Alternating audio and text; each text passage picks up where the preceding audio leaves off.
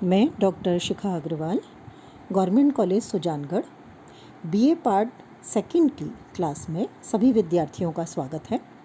हम लोग अपनी क्लास में भारतीय संघ की जो व्यवस्था है उसकी प्रकृति के बारे में पढ़ रहे हैं। हमने अपनी पिछली क्लास में पढ़ा कि भारतीय संविधान में संघ व्यवस्था के लिए राज्यों का संघ शब्द का प्रयोग किया गया है, जो अनुच्छेद 1 में प्रदर्शित किया गया है। भारतीय संघ विभिन्न उन राज्यों से मिलकर के बना है जो स्वतंत्रता से पूर्व देसी रियासतें थीं और एकीकरण के बाद ये सभी मिलकर के संघ का निर्माण करती हैं। भारतीय संविधान में, जैसा हम लोगों ने इसकी विशेषताओं में भी पढ़ा था, कि जो संघ व्यवस्था है उसकी कुछ विशेषताएं हमारे यहाँ मौजूद रही हैं, हमारे संविधान में है, जिसमें प्रमुख विशेषताएं हैं लिखित और कठोर संविधान है भारत का। संविधान को सर्वोच्च माना गया है, यानी संविधान एक ऐसा पवित्र ग्रंथ है जिसके अनुसार केंद्र सरकार भी चलेगी और राज्य सरकार भी चलेगी। सर्वोच्च कानून है ये। संविधान ने केंद्र और राज्यों के मध्य शक्तियों का विभाजन किया है, जिसके अंतर्गत हमने देखा था 3 सूचियां हैं: संघ सूची, राज्य सूची और समवर्ती सूची। इसके अतिरिक्त अविशिष्ट शक्तियां भी रखी गई हैं। इसके अलावा क्योंकि संविधान को सर्वोच्च बनाया गया है, लिखित संविधान है, इसलिए एक स्वतंत्र और निष्पक्ष न्यायालय की स्थापना की गई है। तो सुप्रीम कोर्ट भारतीय संविधान में मौजूद है। और जो संसद का द्वितीय सदन है, उच्च सदन, जिसको हम राज्यसभा कहते हैं, वो राज्यों का प्रतिनिधित्व करती है। तो ये प्रमुख लक्षण या विशेषताएं भारतीय संविधान में भारत की संघीय व्यवस्था को प्रकट करती हैं। लेकिन इन लक्षणों के अलावा भारतीय संविधान में कुछ एकात्मक लक्षण भी हैं, जिसके आधार पर बहुत से विद्वान ये मानते हैं कि भारतीय संघ एक पूर्ण संघ नहीं है, बल्कि ये संघात्मक व्यवस्था के साथ साथ एकात्मक व्यवस्था भी इसमें मौजूद है। केसी वीहर ने इसी आधार पर इसे अर्ध संघात्मक व्यवस्था या क्वासी फेडरल व्यवस्था कहा है। पीटी चाको का मत था कि जिस संविधान का निर्माण किया गया है वह शरीर से तो संघात्मक है, किंतु आत्मा से एकात्मक है, यानी सभी शक्तियां संसद को प्रदान कर दी गई हैं। व्यवहारतः राज्य विधानमंडलों को कोई शक्तियां प्रदान नहीं की गई हैं। इसी प्रकार पीएस देशमुख का मानना था कि जो संविधान बना है वह संघात्मक की अपेक्षा एकात्मक अधिक है। तो इन विचारकों का ये मानना है कि जो व्यवस्था संघात्मक है उससे ज़्यादा लक्षण भारतीय संविधान में हमें एकात्मकता के दिखाई देते हैं।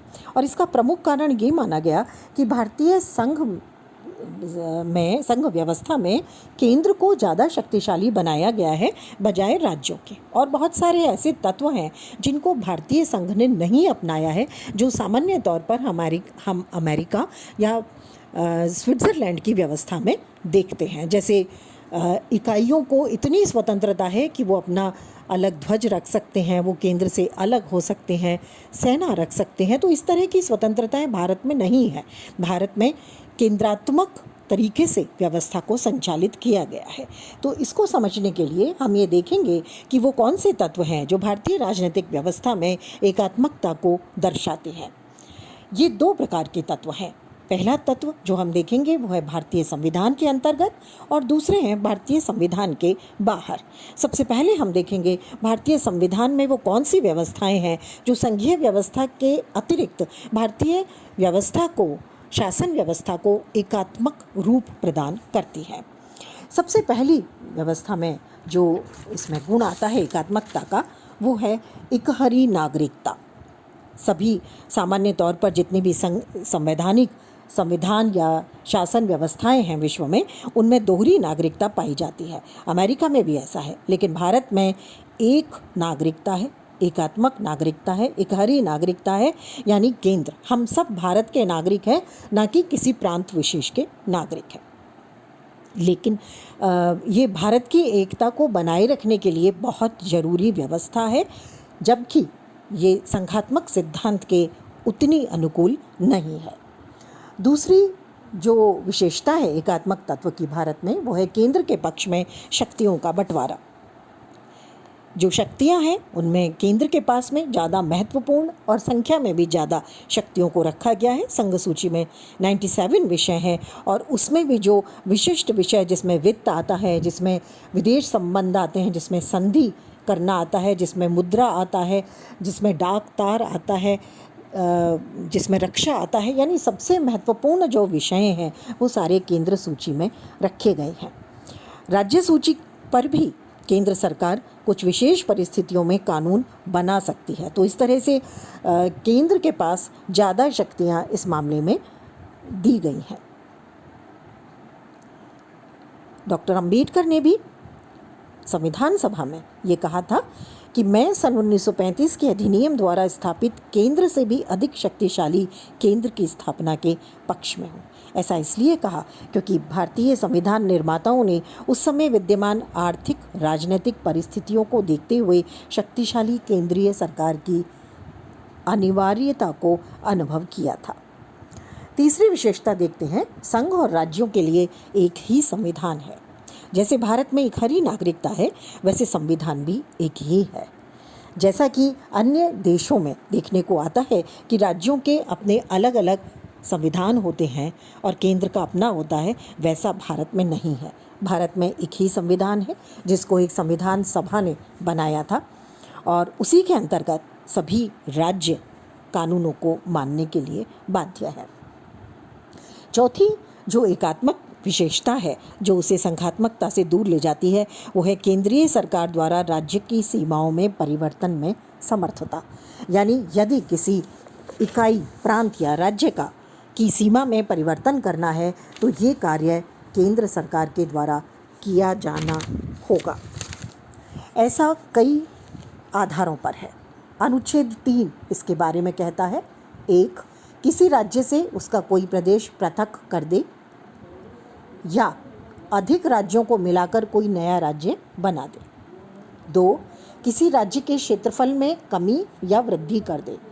और 3, राज्य की सीमा या उसका नाम बदल दे। जैसा हमने देखा है कि केंद्र सरकार ने बहुत से नए 2 राज्यों को विभक्त कर नए राज्य बनाए हैं और कई राज्यों का नाम भी परिवर्तित किया है। जैसे हमने देखा आंध्र प्रदेश, या जैसा हमने देखा उत्तर प्रदेश, या हमने देखा बिहार, जिनको अलग अलग भागों में बांटा गया। छत्तीसगढ़ बना, झारखंड बना, उत्तराखंड बना। और अभी हमने पिछले वर्ष यानी अगस्त में 2019 में देखा कि जम्मू कश्मीर को एक सामान्य राज्य के दर्जे से, यानी विशिष्ट राज्य का जो उसका दर्जा था, उससे उसे 2 केंद्र शासित प्रदेशों में बांट दिया, जम्मू कश्मीर और लद्दाख।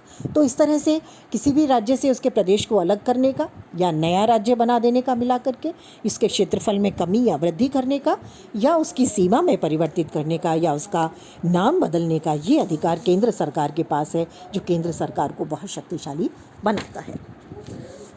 अगली जो महत्वपूर्ण विशेषता हमें देखने को मिलती है जो संघात्मक व्यवस्था से अलग है, वो है संकट काल में एकात्मक शासन व्यवस्था की स्थापना। संकट काल में राष्ट्रपति के पास में अनुच्छेद 352, 356 और 360 के द्वारा संकट काल की घोषणा करने का अधिकार है। अनुच्छेद 352 के आधार पर राष्ट्रीय संकट के समय संसद राज्य सूची में वर्णित सभी कानूनों पर, सभी विषयों पर कानून बनाने और प्रशासकीय नियंत्रण स्थापित करने की शक्ति प्राप्त कर लेता है। इसी तरह अनुच्छेद 60 के अनुसार जब वित्तीय संकट की घोषणा की जाती है तो संपूर्ण राज्यों की सभी वित्तीय व्यवस्था पर केंद्र का नियंत्रण स्थापित हो जाता है। यदि अनुच्छेद 356 के अनुसार राज्य में संवैधानिक संकट उत्पन्न हो और राज्यपाल ये एक तरह से रिपोर्ट केंद्र को दे तो राज्य का कानून बनाने का अधिकार केंद्र सरकार को मिल जाता है। तो इस तरह से संकट काल की घोषणा संविधान के संघात्मक स्वरूप को समाप्त कर देती है और केंद्र इसमें महत्वपूर्ण हो जाता है। अगली जो विशेषता है वो है एकीकृत न्याय व्यवस्था। एकीकृत न्याय व्यवस्था पूरे देश में न्याय व्यवस्था केंद्र से होती हुई चलती है, यानी सर्वोच्च न्यायालय के बाद न्यायालय का गठन एक पिरामिड के तौर पर होता है और उसमें अंतिम निर्णय जो है वो सर्वोच्च न्यायालय का माना गया है। अगली विशेषता है जो एकात्मक विशेषता को प्रकट करती है। महत्वपूर्ण विषयों के संबंध में एकीकृत व्यवस्था है भारत में, जिसमें सामान्य तौर पर जो हम देखते हैं वो है अखिल भारतीय प्रशासन और पुलिस सेवाओं की व्यवस्था एक रूपता स्थापित करने के लिए की गई है। यानी महत्वपूर्ण विषयों को राष्ट्र की एकता को बनाए रखने के लिए आवश्यक माना। अखिल भारतीय सेवाएं स्थापित की गई। भारत के नियंत्रक और महालेखा परीक्षक के अधीन भारत की लेखा परीक्षा और लेखा सेवा का आयोजन होता है। निर्वाचन आयोग की नियुक्ति भी राष्ट्रपति द्वारा की जाती है और इसके द्वारा ही समस्त निर्वाचन कराए जाते हैं। दीवानी और दंड संबंधी कानून संहिताबद्ध है और पूरे देश पर एक रूपता से लागू होते हैं। तो जहां हम अमेरिका जैसे देशों में दोहरी कानून व्यवस्था, दोहरी न्याय व्यवस्था, दोहरी उच्च न्यायिक सेवाएं देखते हैं, वहीं पर भारत में ऐसा नहीं है। अगली जो विशेषता है जो इसे संघीय व्यवस्था से अलग करती है, राज्यों के राज्यपालों की नियुक्ति राष्ट्रपति द्वारा होती है। भारत में राष्ट्रपति राज्यपालों की नियुक्ति करते हैं और उन्हीं के प्रसाद पर्यंत अपने पद पर रहते हैं। उनके प्रतिनिधि के तौर पर एक तरह से ये काम करते हैं और राज्य में सुचारू रूप से विधि सम्मत शासन हो रहा है नहीं, इसकी रिपोर्ट भी वो राष्ट्रपति को देते हैं। और यदि इस रिपोर्ट में वो संवैधानिक शासन की विफलता को इंगित कर देते हैं तो अनुच्छेद 356 के अनुसार भारत के राष्ट्रपति उस राज्य विशेष में आपातकाल की घोषणा या संवैधानिक शासन की विफलता की घोषणा भी कर सकते हैं। अगला आता है आर्थिक दृष्टि से राज्यों की दुर्बल स्थिति। संविधान में वित्तीय दृष्टि से केंद्र सरकार को ज़्यादा अधिकार दिए गए हैं। केंद्र सरकार राज्यों को विभिन्न प्रकार के अनुदान देती है और इसके आधार पर राज्य अपना विकास करते हैं। हृदयनाथ कुंजरू ने संविधान सभा में इसके बारे में कहा था, राज्यों की वित्तीय स्वायत्तता को वित्तीय आपात संबंधी उपबंधों से बड़ा धक्का लगा है। यानी काफ़ी कमज़ोर स्थिति राज्यों की भारत में रखी गई है। अगली बात जो आती है वो है राज्यों को राज्यसभा में समान प्रतिनिधित्व नहीं दिया गया है। सामान्य तौर पर विश्व के जो अन्य देश हैं उनमें जहाँ भी संघीय व्यवस्था है वहाँ उच्च सदन में सभी राज्यों को बराबर का प्रतिनिधित्व दिया जाता है, जैसा कि अमेरिका में है। लेकिन भारत में ऐसा नहीं है। भारत में राज्यों को राज्यसभा में समान प्रतिनिधित्व नहीं है, बल्कि उनकी जनसंख्या के आधार पर प्रतिनिधित्व दिया गया है। अगली विशेषता, राज्य विधानमंडलों द्वारा पारित विधेयक राष्ट्रपति की स्वीकृति के लिए जाते हैं। हालांकि सामान्य तौर पर राज्यपाल की स्वीकृति से राज्य विधानमंडल द्वारा पारित विधेयक कानून बन जाते हैं, लेकिन कुछ खास विधेयकों को राष्ट्रपति की स्वीकृति के लिए भी सुरक्षित रखना पड़ता है और उनकी स्वीकृति प्राप्त होने पर ही वो कानून बनते हैं। तो इस तरह से ये संघात्मक व्यवस्था के स्थान पर एकात्मक व्यवस्था को स्थापित करते हैं या उसका लक्षण ज़्यादा दिखाई देता है। अगली विशेषता जो हमें दिखाई देती है एकात्मक शासन की वो है अपेक्षाकृत सुपरिवर्तनशील संविधान। सामान्य तौर पर जो व्यवस्थाएं हैं उसमें संविधान में जो परिवर्तन है वो परिवर्तन साधारण बहुमत से संसद द्वारा किया जा सकता है। कुछ विशिष्ट मामलों में ही आधे राज्यों की विधानसभाओं को इसमें शामिल किया जाता है। तो इस तरह से संसद ज़्यादा शक्तिशाली हो जाती है। और अगली जो विशेषता हमें भारतीय संविधान में संघात्मकता से ज़्यादा एकात्मक दिखाई देती है वो है केंद्र द्वारा राज्यों के मतभेदों का निवारण। संघ और राज्यों के बीच या दो राज्यों में या दो से ज़्यादा राज्यों के बीच जब भी कभी विवाद उत्पन्न होता है तो संघ की स्थिति बहुत महत्वपूर्ण होती है।